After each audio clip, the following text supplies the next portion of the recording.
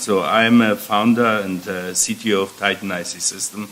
TitanIC is offering an accelerator, and as such, we're talking about domain specific acceleration.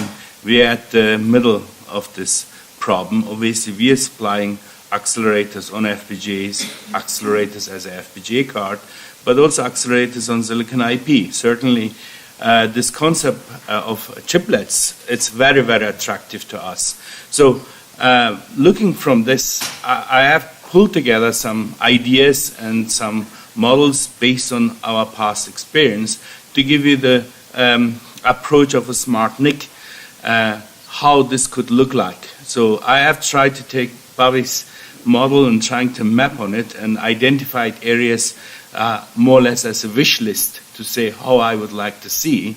And I hope that this may instigate some discussion and help in defining the architecture. Okay, it's a bit long-winded slides. Maybe later you can read it. This is basically to identify what is a SmartNIC. There's a lot of products on the market claiming to be smart, and I certainly have issues with it, and I try to capture this as being an academic, more in these words, what we define as a SmartNIC. So I certainly believe that any SmartNIC has to provide the basic NIC functionality anyway. So basic MAC, L3, L4, packet filtering, forwarding. And then there is a definition called smartness. What is smartness? Smartness for me is the ability to make semi-autonomous decisions based on IP traffic, based on the traffic itself.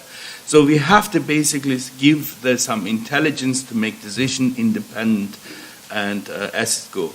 But there is also a caveat to it.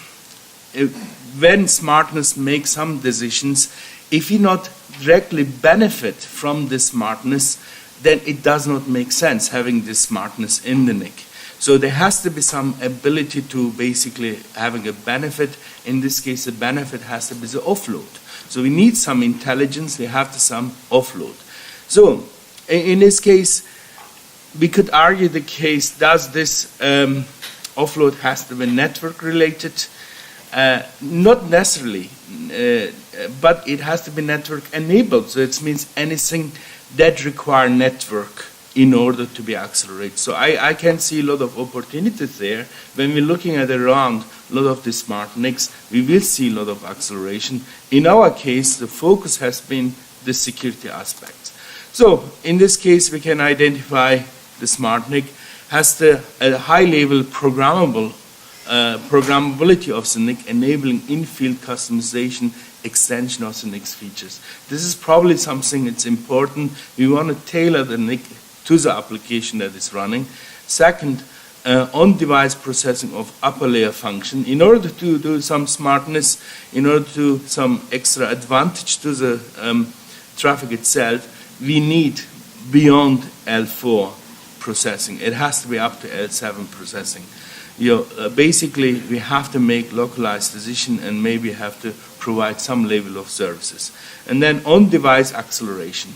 So if you have basically understand what the traffic is, can it be done on the NIC itself? Why it has to be go to the host? So my definition here is on-device acceleration for offload of heavy-duty tasks on network traffic before it's forward to the host or to the network, such as encryption, switching, inspection, so on. It has to give an advantage. If it doesn't offer an advantage, then nobody needs this function. So putting this together, so I have a complex building block, so number of functions that has been needed. Theoretically, each of these blocks can be on its own a chiplet when we would map it, and when we're looking at Bobby's model, a lot of things mapped there. I think I would like to emphasize a number of points. I think from a networking perspective, there is a lot of standard in terms of the 5 front-end interface rates. Separating from the protocol themselves would give advantage. So basically, we are talking about different bit rates, and the baseband processing may be different. So having a gigabit PHY as ZRDS interfacing is certainly advantageous. We need a standard NIC functionality. This could be on its own right component. When we talk about more complex processing on a NIC, we have to basically deal with flows. We probably have to even track flows. We probably have to terminate flows. And if you want to do it at the flow level, I think there is certainly need for acceleration, how we deal with flows. Current approaches using maybe embedded general purpose processors like the ARM, but I'm more in favor of looking at the ability to deal with this more in hardware. General purpose processing is needed, and obviously domain-specific acceleration, whether dealing with tunnels, whether dealing with security, so on, these are also then needed. So moving on, let's look at the use cases what we see today. On the left-hand side, this is what we see. We have a standard NIC in a data center. We have a PCIe. On this PCIe, we may have an accelerator in form of a GPU or an FPGA or an AI, ML, or tensor processor. So this is what we see. And to this accelerator, you may have attached DDR and SSD. And this is where we live. But my experience is that the standard PCIe is not the right interface. If you have more interactive, data-dependent problems, then the PCIe become the main problem for acceleration. So the second model that makes SmartNICs more attractive is on the right-hand side. As we can see in this model, basically traffic goes into SmartNIC. We have the accelerators. In this case, we may be able to accelerate relating to storage, like attaching an NVMe storage, maybe attaching accelerator as an FPGA, and to do some of the acceleration on a chip. In this case, accelerators have network interface. The host doesn't need to orchestrate this. You may have dedicated embedded processor dealing with the orchestration. So what we offer is TitanIC. So we are a hardware accelerator company. We're offering regular expression. So the offerings that we do is targeting PCIe POSIX regular expression. Main focus has been network security, specifically offloading IPS, IDS, IPS, next-gen firewall. But there are also use cases for any other type of application relating to traffic, but also big data applications. So this is a high-level synthesis results of our IP, considering to be embedded on third-party silicon. And this test synthesis has been applied using GlobalFoundries 28 nanometer. And this particular configuration is for 100 gigabit regular expression processing. So when we compare this with a Xeon using Hyperscan, specifically optimized solution for the inspection, you will need for 100G around 2 sockets and around 300 watts. As you can see in this particular case, a fully standard cell implementation of the regular expression for 100G get along with 4.5 watts. Means it offers, for example, on NIC type high performance acceleration, huge advantage in terms of power budget, but also performance. So for us, building this as a chiplet has certainly significant advantages, ability to push it into the NIC or anywhere else. So this would be, for example, a SmartNIC use case for us that I would like to see as an opportunity. So in this case, as you can see, we have the standard NIC functionality. We may have metronomes flow processing to offload flow tracking and flow related functions. We have maybe general purpose processing. In this case, we may cut down the general purpose processing to do control path related functionality. On the right hand side, we have the accelerators, whether dealing with tunnels, crypto accelerators, and other type of accelerators. In our case, our regular expression processing accelerators. So it does not make sense putting these accelerators if you have another objective. So in our case, our objective has been to promote security on the NIC. So in this case, what type of security? Obviously, tunneling has been achieved and tunneling has been developed. So our focus was looking at the aspects of defensive security, in this case, ability to build next-gen firewalls that are traditionally built as middle boxes. So top one you see is basically the approach that has been classically built. You have a middle box somewhere sitting at your network, and then the back end you have the switch, and then your data center. Now, when you move into the cloud, like Amazon Web Services, then you can't have this middle box. So you will replace this middle box with a software solution that are executed on the server. Again, you replicate the same concept of a middle box, but by virtualizing the middle box in form of software. This has certainly disadvantages. One of the disadvantages is certainly performance and the cost of the server. But when you go on Amazon Web Services, there are hundreds of companies offering this type of solution. So the advantage would be, can we enable acceleration and improve the performance of this configuration? So my approach and my proposed approach is saying, let's implement this middle box into the NIC itself. Can we able to build complex security on the NIC itself? And my solution is, yes, we can.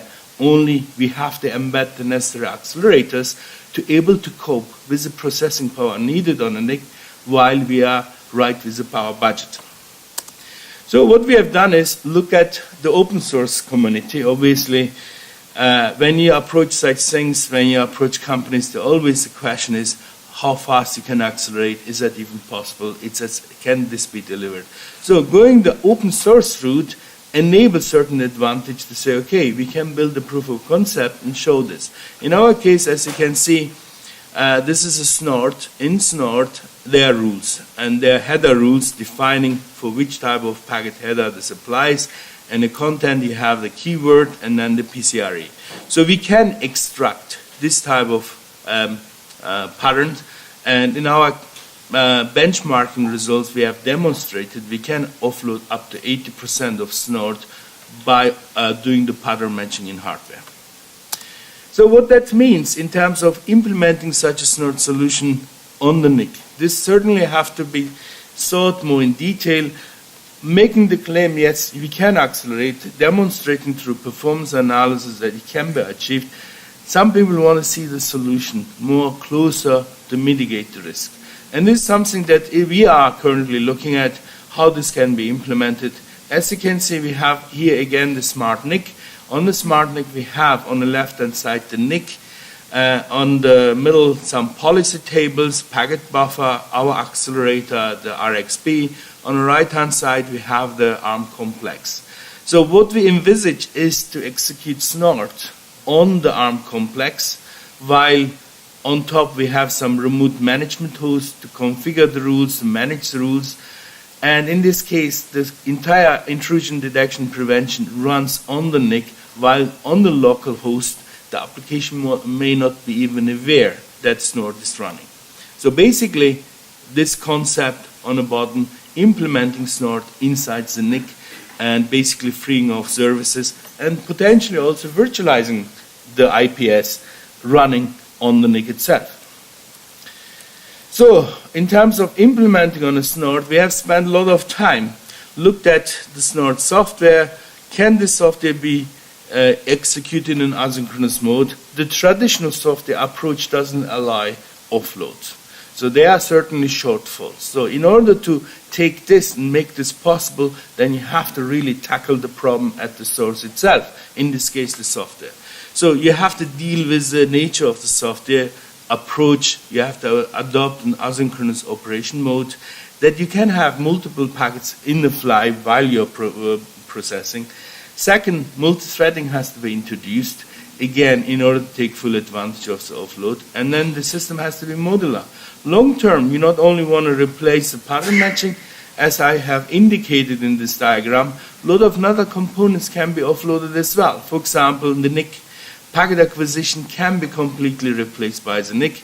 Software packet decoding, the NIC has a packet processor that can actually deliver this functionality as well. Some of the pre-processing dealing with flows, with encrypted packets and compressed packets, at this point it's difficult to deal everything in hardware, but some of the flow tracking, flow processing could also be offloaded, while another normalization function may be still delivered in software.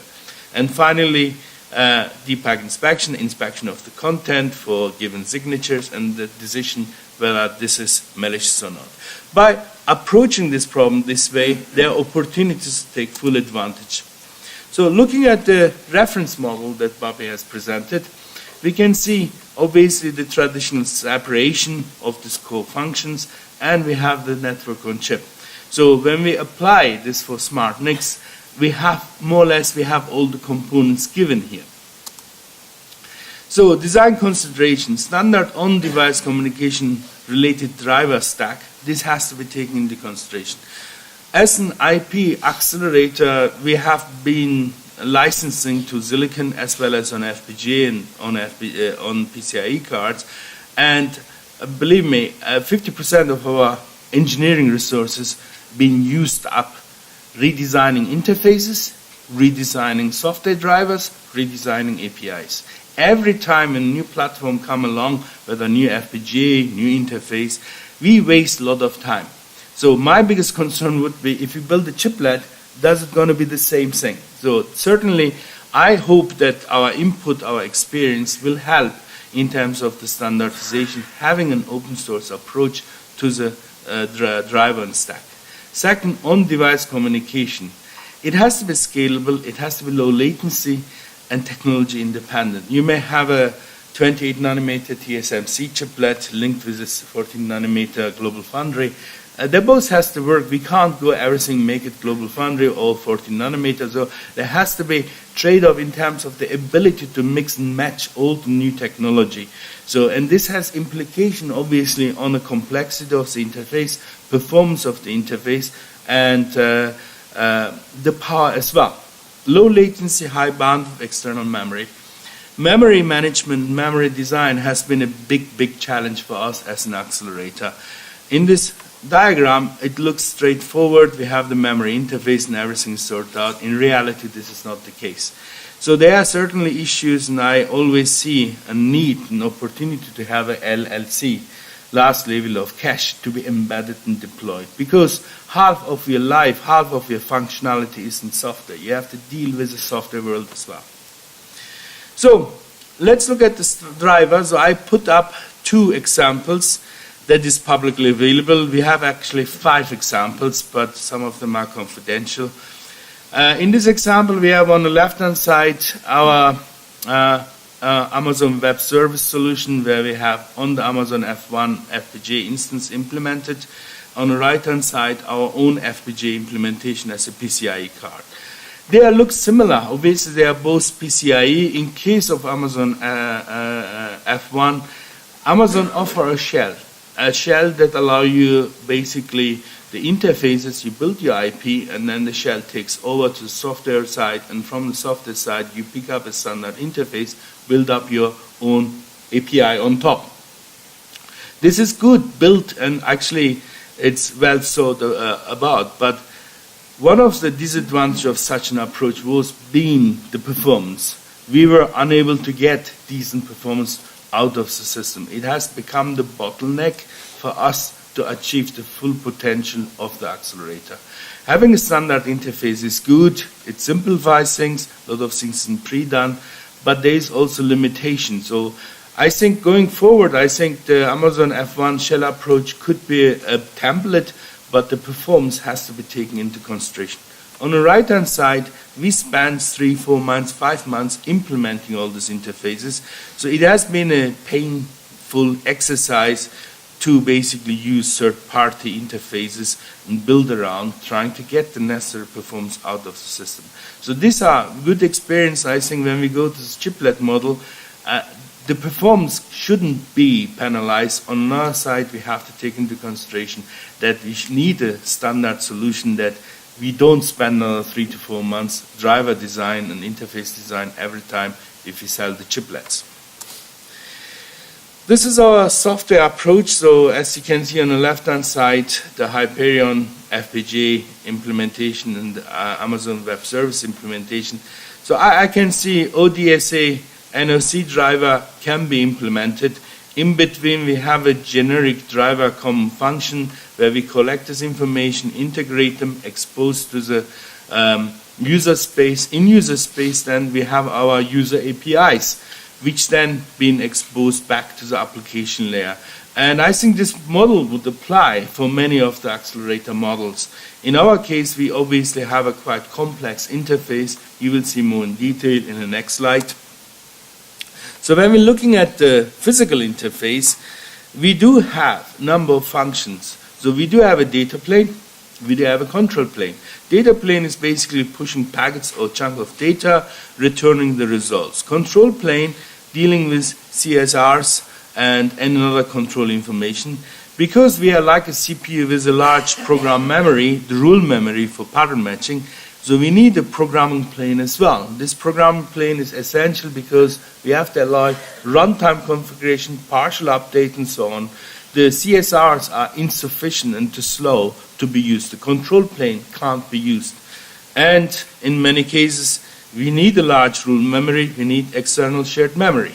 So these all four interfaces has to be effectively exposed to the common agent on the ODSA model and to the fabric. If we have some bottlenecks in this number of these interfaces, the overall purpose of the model, having an accelerator, does not make sense. So these are certainly challenging aspects when an interface has to be designed, whether it is a network or chip fabric itself, but also the common interface dealing with this. So I can see a shim layer to be built similar to Amazon F1, but we also need to consider and have to do some benchmarking in terms of performance to meet the essential requirements. So external memory. So external memory architecture underpins overall system performance. So we can't basically assume we attach somewhere memory and this is fine. Reality is, in this embedded application, the CPU general processing will have a dominant role. If you need embedded memory for your accelerator, you have a tightly coupled memory, embedded or external, you will solve this issue. But when you combine with the embedded CPUs or RISC processors, then the memory is extremely critical in order to achieve decent performance. So memory management is an aspect. So in this case, effective utilization of the memory, software integration, but also the aspect of having a local cache from a software perspective to deal with. So I try to address from a reference model by taking off the external memory and saying, okay, can the chiplet and memory management not be part of the embedded memory? So in other cases, if, for example, the regex needs its own external memory, we can attach our own external memory. And it doesn't need to be integral part of the network. But in general, when it's a shared resource across the chip, you need somehow, some way to manage this memory. And I can only see, to simplify the overall model, maybe the memory management could be integral part of the embedded processor cores. And this would be something I think would probably simplify the model and also ensure that the performance of the software is not degraded by connecting to the generic network on chip. So in summary, it's an exciting new opportunity for rapid development, and I think it's great, but there are certainly a number of considerations needs to be taken into consideration. So in our case, reduced redesign impact on software has to be taken into consideration. So we need ways of generalize that drivers are come with a solution. You don't want a low-level drivers to be redesigned. You may want to develop your own API on top. And the shim layer has to take into consideration the performance, and the open source code has to be made available that everybody can customize their own shim layer. I think this would be way better than taking something from the library. And tool support is essential in order to streamline the whole process and make this more accessible to smaller companies like ourselves.